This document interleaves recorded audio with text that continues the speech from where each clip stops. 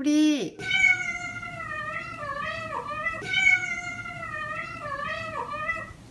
안녕하세요 여러분, 김자성입니다. 오늘은 고양이 사료를 고르는 기준을 제가 한번 설명을 해보려고 해요. 이전 영상에서 눈치채신 분들도 있겠지만 저는 고양이를 여러 마리 키우고 있거든요. 횟수로는 8년째 3마리의 고양이를 제가 키우고 있어요. 오늘은 제가 고양이를 키우면서 가지게 된 사료를 고르는 기준에 대해서 한번 설명을 해보려고 해요. 물론 이게 전문적인 사료를 고르는 선택지 기준 같은 건 아니지만 꽤 오랜 시간 동안 고양이를 키우면서 제가 느꼈던 점, 그거를 토대로 한번 설명을 드려볼게요. 그러면 일단 사료 등급부터 한번 알아볼 필요가 있겠죠? 이제 사료 등급에는 보통 오가닉, 홀리스틱, 슈퍼 프리미엄, 보통 사료 이렇게 5가지로 나눠지는 것 같아요. 일단 각 등급별로 자세한 설명이 써 있었지만 구분하기 쉽게 제가 포인트만 짚어드리면, 오가닉 같은 경우에는 유기농 성분을 가지고 만든 사료를 오가닉이라고 지칭을 하고요. 이제 홀리스틱 같은 경우는 최고급 사료를 지칭하는 용어인데요. 곡물 함량이 적거나 거의 없고 영양소 파괴 방지를 위해서 저온에서 조리하는 그런 특징을 가지고 있다고 해요. 그 외에 사람이 먹을 수 있는 휴먼 그레이드 등급이라는 얘기가 있지만, 이러한 기준들은 사실 구분이 불명확하고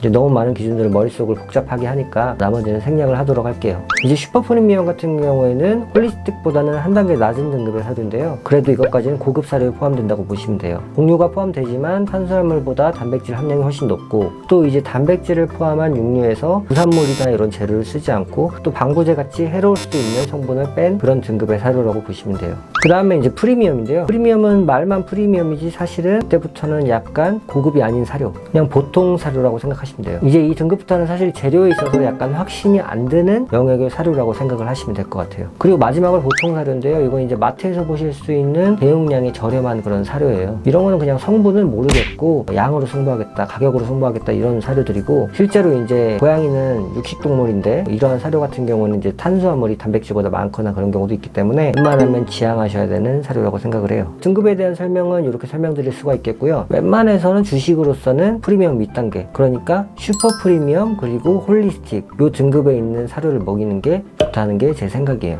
그러니까 다시 정리하면 프리미엄이나 보통 사료 이런 것들은 평소에 주식으로 주는 사료로서는 추천을 드리지 않는다는 말이에요. 그리고 이제 오가닉이라는 거는 사실은 홀리스틱의 윗등급이라기보다는 주 재료가 오가닉이냐, 그러니까 유기농이냐 아니냐 그런 거기 때문에 홀리스틱보다 윗단계라고 두기는 조금 애매한 그런 특징이 있어요. 그래서 가격은 오질나게 비싼데 성분은 홀리스틱만도 못한 경우가 많이 있고, 또 저도 이렇게 살면서 유기농을 그렇게 먹고 자라지 않았지만 잘 먹고 잘 사는 걸로 봐서 굳이 오가닉 사료를 오질나게 비싼 돈을 주고 사 먹게 될 필요성을 못 느끼고 있어서 저는 오가닉 사료는 거르고 있어요. 그러면 이제 사료는 홀리스틱 아니면 슈퍼 프리미엄 이 등급에서 고르셔야 되는데, 사실 이 등급이라는 게 어떤 기관 단체에서 정확하게 정해준 그런 등급이 아니기 때문에 누가 이거 땅땅 마크를 박아주는 것들이 아니에요. 그리고 이제 또 홀리스틱, 슈퍼 프리미엄 이런 거 이제 구분하는 그런 조건들이 사실 고양이 몸에 좋을 것 같다는 것을 이렇게 기준을 놔서 해놨는데, 이제 사람 먹는 음식에도 언제까지는 이게 나빴는데 요즘은 이게 다시 좋은 거라고 바뀌고, 옛날에는 좋았는데 이게 나쁜 걸로 바뀌고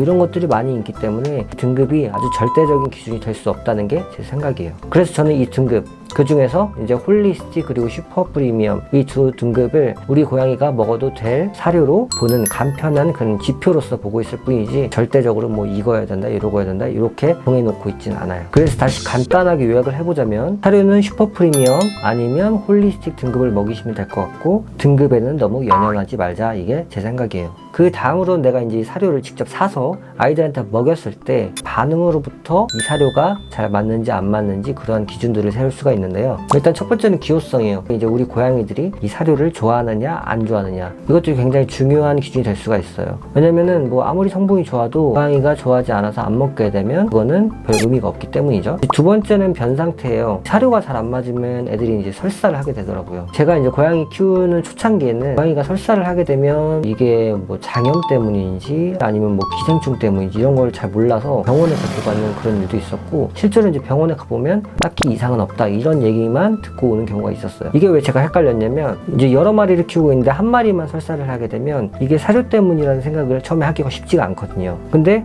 결국에는 이 사료를 바꾸고 해결이 되더라고요. 그 다음 세 번째는 이제 모질이에요. 사실 모질 같은 경우는 저도 딱히 민감하지 않아서 잘 모르겠는데, 그때 애들이 잘 먹고 잘 맞는 사료를 만나게 되면 털에서 윤기가 나고 특히 이제 뭐 안모종 같은 경우는 털에 윤기가 잘 흐르기 때문에 잘 맞는 사료를 먹고 있으면 털에 윤기가 난다. 이 정도 체크를 해보실 수가 있을 것 같아요. 그다음 네 번째는 요로게 뭐 신장 같은 그런 관련 질환이에요. 사실 이게 가장 중요한 점인데 이게 조금 바로바로 나타나지 않고 좀 늦게 나타나더라고요. 그래서 처음에는 이게 원인인지도 모르고 체질이겠거니 아니면 물을 잘 안 먹어서 그러겠거니 하고 막 강제 급수도 하고 뭐 사료에 물도 섞어주고 심할 때는 병원도 갔다 오고 그랬었거든요. 그래서 저희 첫 번째 고양이인 러시안 블루가 요로결석 때문에 병원도 몇 번 왔다 갔다 하고 수술도 하고 그랬는데도 계속 호전과 악화가 계속 반복이 됐었어요. 그렇게 계속 고생을 하다가 결국 사료를 바꾸고 나서 그게 싹 해결이 되더라고요. 그래서 저는 그 이후로 사료가 굉장히 중요하다는 생각을 갖게 됐어요. 일단 고양이한테 무슨 문제가 생기면은 물론 병원을 가셔서 원인을 찾아보셔야겠지만 병원에서 명확한 원인을 찾기 힘든 경우에는 사료를 바꿔보시는 것도 굉장히 도움이 될 수 있는 방법이라고 생각을 해요. 특히나 이제 제가 위에서 말씀드린 뭐 설사나 요로게 질환 이런 거 같은 경우에는 사료가 문제가 아닌지 그런 걸 의심해 보실 필요가 있어요. 근데 이 사료라는 게 똑같은 사료를 먹인다고 해서 이제 모든 고양이에 이제 문제점이 나타나는 게 아니에요. 그래서 아까 말씀드렸다시피 한 고양이만 문제가 나타나는 경우에는 사료가 원인인지 그거를 찾아내기가 굉장히 처음에는 어려우실 수가 있어요.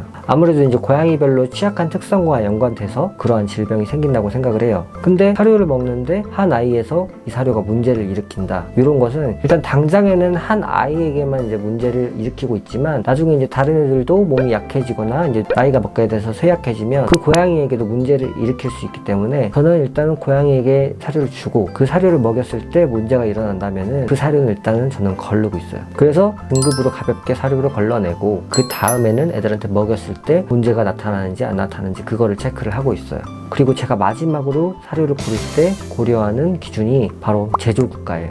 이 조건을 제가 처음부터 고려했던 건 아닌데요. 이제 저희 러시안 블루가 요로결석 그리고 방광염을 겪은 이후로 굉장히 중요하게 생각하게 된 요소예요.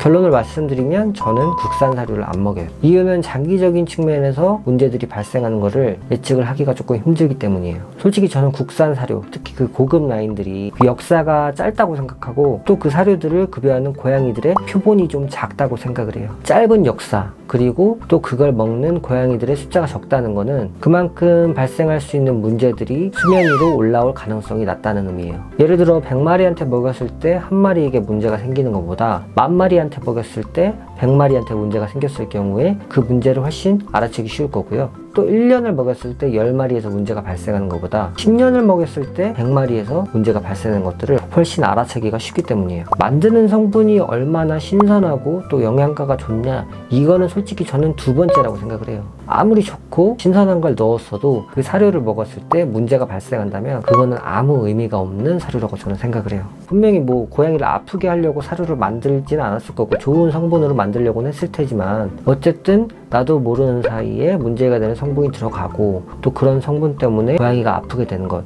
그런 부분들을 수정하고 또 개선해 나가는 것이 그 사료를 만드는 과정에서 꼭 필요하다고 생각을 하거든요. 원래 이제 약 같은 거를 개발할 때 그 약 개발 비용이 굉장히 높아지는 거는 사실 그 약의 효능을 입증하는 것보다 수많은 임상 실험을 통해서 그 약의 안전성이 입증되는 것, 그런 것 때문에 학문학적인 비용이 들어가고 오랜 시간이 필요한 거거든요. 마찬가지로 사료에도 이러한 과정이 있으면 참 좋겠지만 만약에 사료에도 이러한 뭐 임상시험 과정이 이렇게 동반이 된다면 사료값이 너무 비싸서 그냥 생식을 준비해서 고양이들한테 주는 게 더 싸지기 때문에 현실적으로는 불가능할 거예요. 그래서 저는 충분히 검증이 이루어진 사료가 중요하다고 생각을 하고, 그렇기 때문에 국산 사료는 먹이질 않아요. 국산 사료가 나쁘다는 게 아니에요. 검증이 조금 불확실할 수 있다, 이 말씀을 드리고 싶은 거예요. 그래서 저는 개인적으로 미국이나 유럽의 사료를 먹이고 있어요. 그래서 제가 오늘 설명드린 내용을 요약을 해보면, 먼저 일단 구매 전 체크 요소로 등급, 홀리스틱인지 슈퍼 프리미엄인지 웬만하면 저는 이 두 개에서 사료를 고르는 게 좋다고 생각을 하고요. 그 다음으로는 제조 국가, 국산에도 요즘 좋은 사료를 많이 만들고 있다고 하지만 검증이 좀 안 됐을 확률이 있어서